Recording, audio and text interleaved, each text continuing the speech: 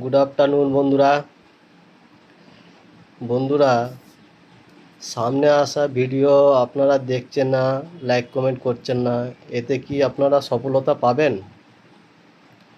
মানুষকে ভালোবাসতে শিখুন, ভালোবাসলে ভালোবাসা পাওয়া যায়। আপনি যদি কাউকে না ভালোবাসতে পারেন, আপনি কি করে ভালোবাসা পাবেন? আপনি যদি না অন্যের ভিডিও দেখেন, তাহলে আপনার ভিডিওটা কে দেখবে?